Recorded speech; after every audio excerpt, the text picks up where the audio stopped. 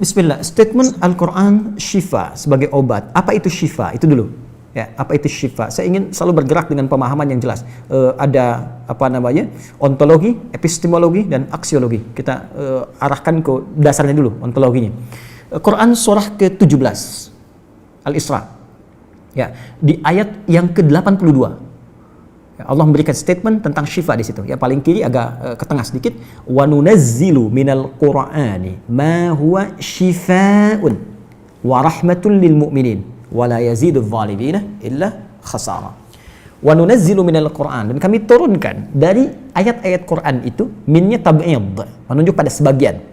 Jadi nanti ayat Quran itu punya banyak keutamaan. Setiap ayatnya itu keutamaan pedomannya ke A, keistimewaannya bisa A, nanti yang lain bisa B, bisa C. Ada terkait dengan penyakit, ada terkait dengan kesuksesan, ada terkait dengan karir, dengan macam-macam. Ya, itu bimbingan yang kompleks dan sangat luas.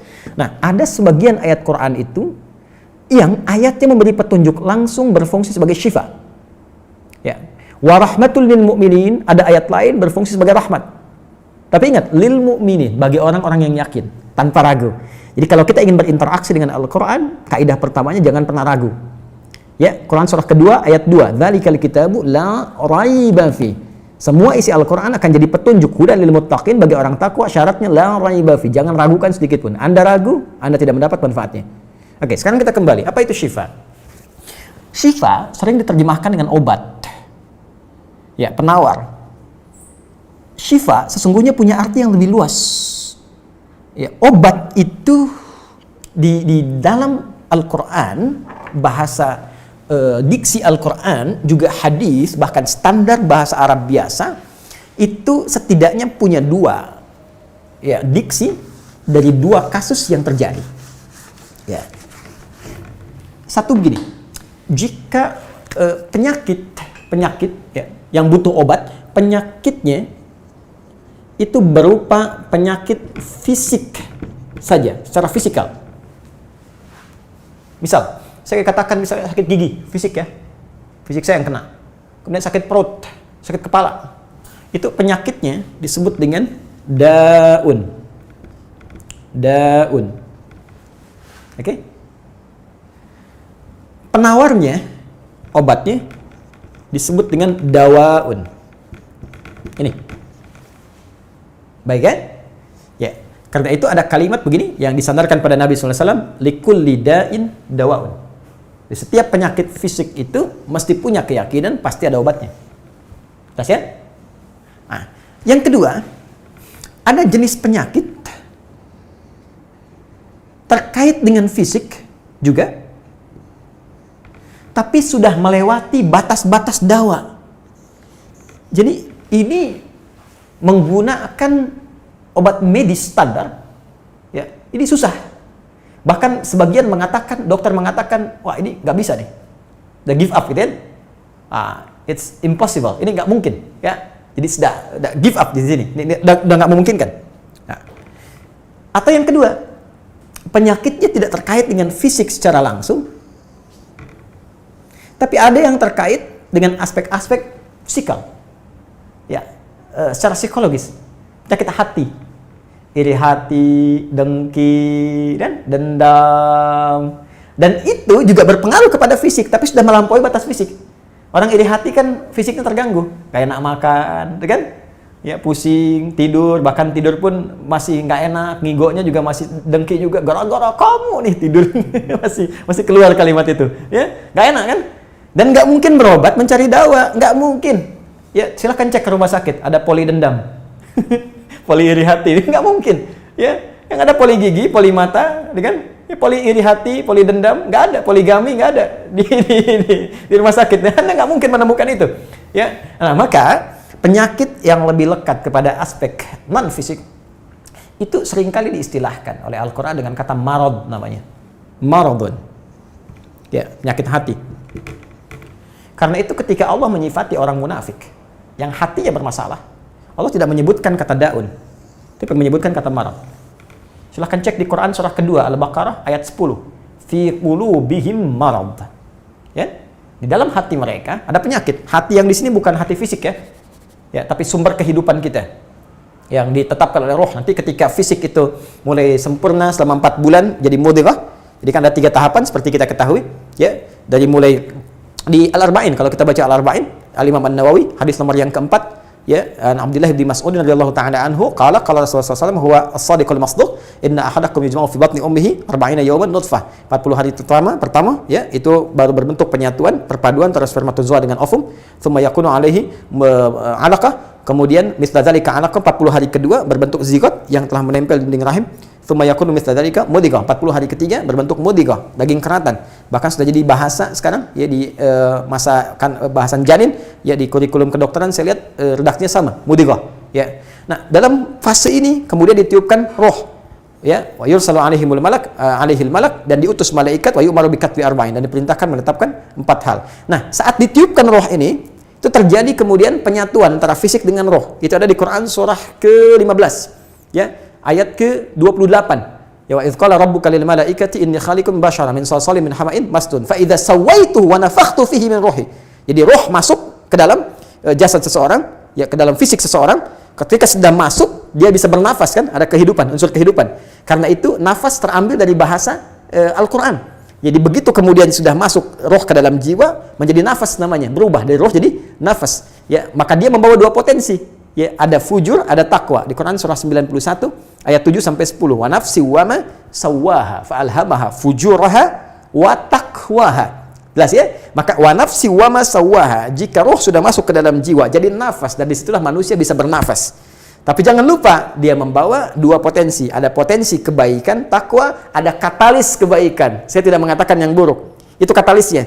Jadi lawannya langsung. Yaitu jujur lawannya dusta. Ya, marah lawannya sabar. Yang sabar itu takwa, jujur itu takwa. Yang marah, yang sombong, yang bohong itu namanya fujur, itu katalisnya. Di Allah menciptakan sifat marah bukan ingin membuat Anda pemarah, tapi ingin kemudian memacu supaya yang sabarnya muncul. Sebab kalau nggak ada marah, bagaimana bisa ada sabar? Itu cara membacanya. Nah, di sini terjadi pergolakan. Ya, apa kaitannya dengan ini? Orang-orang yang tidak bisa mengendalikan sifat takwanya dan tidak menjadikan sifat fujurnya sebagai katalis, tapi diikuti menjadi dominan, maka jadi penyakit di hatinya. Itu yang disebutkan dengan marad namanya. Ya, itulah yang memunculkan penyakit riya, pamer, gitu kan? Sum'ah, ingin didengar orang, sombong turunannya, ya, kemudian dendam dan sebagainya. Ini marad. Marad ini dan penyakit yang sudah melewati batas fisik, kalaupun terkait dengan fisik, nggak ada obatnya dari dawa. Yang ada hanya syifa. Maka jika ada orang tertentu yang terkena penyakit fisik yang sudah di luar batas dawa, yang medis misalnya udah nggak bisa nih, ini nggak mungkin, maka beralihlah dari dawa ke syifa. Ini yang pernah dilakukan oleh Nabi Ayyub alaihissalam. Ketika diuji dengan penyakit, Allah contohkan langsung supaya kita bisa meniru. Bukankah ayat ini turun ketika Nabi diuji dengan penyakit? Ya, supaya memohon kepada Allah. Jadi kan Nabi Ayub kan divonis dengan penyakit yang tidak pernah diderita oleh orang sebelum beliau, tidak akan dirasakan oleh orang setelahnya. Yang paling menarik apa yang dilakukan? Ketika semua mengatakan nggak mungkin, lalu turun kemudian gambaran dari Allah. Quran surah ke-21 ayat 83 sampai 84. Wa ayyuba, pakai fathah loh, bukan dhamma, bukan kasrah. Ya, fathah itu menunjukkan sesuatu di masa lalu untuk dibuka bagi orang di masa depan. Ya, fathah itu dibuka. Itu ilmu lughahnya. Saya spesialisasi di bahasa Arab. Jadi di antara makna itu fathah, kenapa ada fathah, ada dhamma, ada kasrah, itu ada maknanya. Wa ayyuba, dan kami buka kisah Ayub di masa lalu sebagai inspirasi untuk orang di masa depan.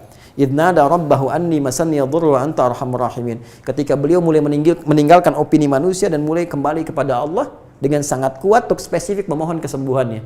Ya Allah, penyakit ini sudah mengganggu saya. Untuk ibadah, itu poinnya. Untuk ibadah. Jadi ternyata kalau ingin disembuhkan dengan cepat, arahkan kesembuhan itu untuk niat kita beribadah.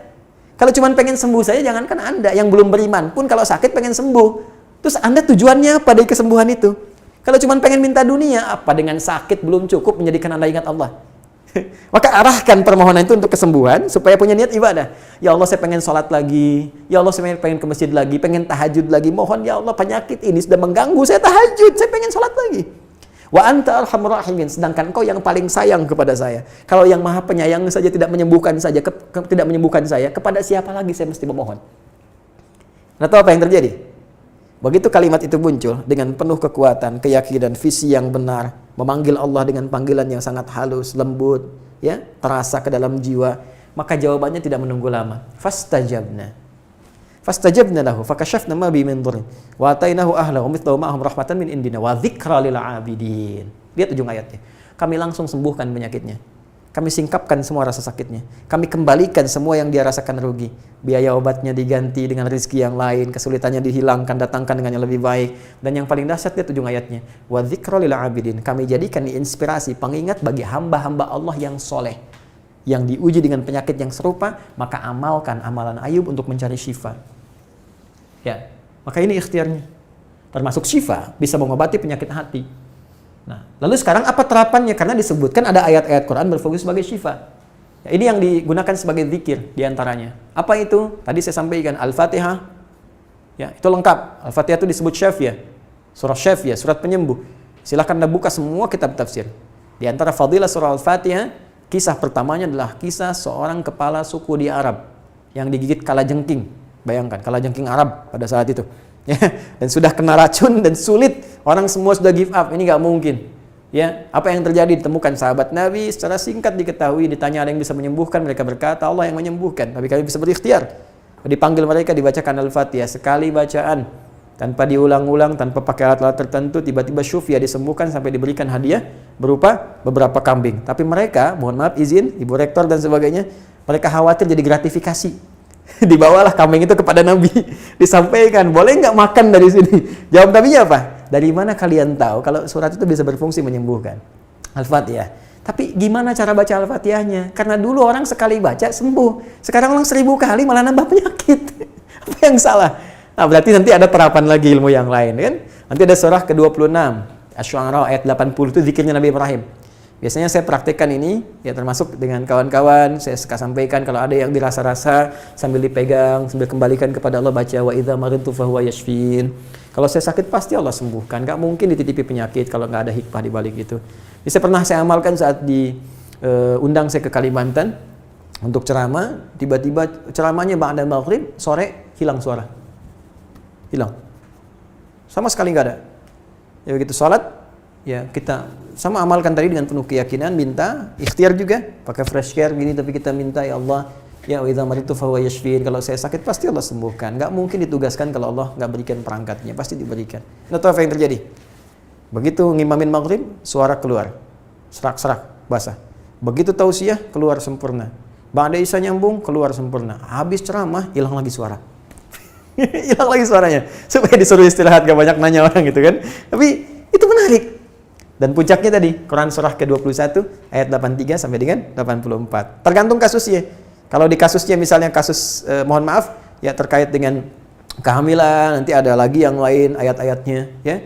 Misal di Quran surah ketiga ayat 38 sampai 39, nanti di Quran surah ke-19 menjelang persalinan dari ayat ke-25 sampai dengan ayat ke-26, nanti di Quran pas kalau sudah berkembang janinnya, ada di Quran surah ke-7 misalnya ayat 189 dengan doanya dan turunan lainnya. Bahkan bisa diamati teman-teman yang di SPOG misalnya atau di kebidanan, ada nanti ayat-ayat spesifik Quran surah ke-22 ayat yang kelima, ya ada di Quran surah ke-23 Al-Mu'minunnya ya ayat 11 sampai 13-nya itu lengkap sekali. Kita bisa gali sampai ke situ. Itu yang kita maksudkan syifa. Jadi keluarkan ayat-ayatnya, tapi bukan sekedar dibaca, dalami isinya. Sehingga paham apa yang harus dilakukan. Karena di sini nanti ada konsep ikhtiar juga. Ikhtiarnya bagaimana, ya secara medisnya seperti apa, dan pertolongan kepada Allahnya bagaimana. Terakhir Nabi pernah datangi seseorang, dia minta disembuhkan. Ya Allah, ya Rasulullah, si fulan sakit, tolong sembuhkan. Kata Nabi, idhab ila tabib, pergi ke dokter. Kata orang ini, Anda kan Nabi, tinggal berdoa disembuhkan. Jawab Nabi sangat elegan. Pertanyaan orang ini bagus, Anda Nabi, berdoa dikabulkan, pasti. Tapi jawab Nabi sungguh elegan. Kata Nabi, kesembuhan itu dititipkan di tangan para dokter. Jadi Nabi ingin memberikan satu isyarat, Anda tetap ikhtiar. Karena tidak selamanya Nabi akan hidup. Ya, karena itu dokter-dokter mesti belajar. Saya menambahkan dokter-dokter yang bisa belajar dari Quran juga. Saya mengharapkan nanti ada dokter mata yang hafal, ya, misalnya ayat-ayat tentang doa, ayat tentang mata, ya, riset tentang ayat-ayat mata, hadis-hadisnya apa, sehingga Anda bisa menerapkan resep-resep yang indah. Ya, waduh, kenapa nih dok, mata saya nih nggak bisa dikontrol nih, sakit. Kenapa? Saya kalau ngelihat tetangga beli kulkas sakit, kan nggak bisa dikasih obat tuh ya. Anda bisa kasih resep Quran surat sekian, ayat sekian, sekian. Nah, itu yang banyak kejadian sekarang. Ya, orang matanya sehat tapi tidak bisa membedakan mana milik dia, mana milik orang lain. Demikian juga dengan yang lainnya. Itulah syifa. Wallahu ta'ala a'lam bishawab.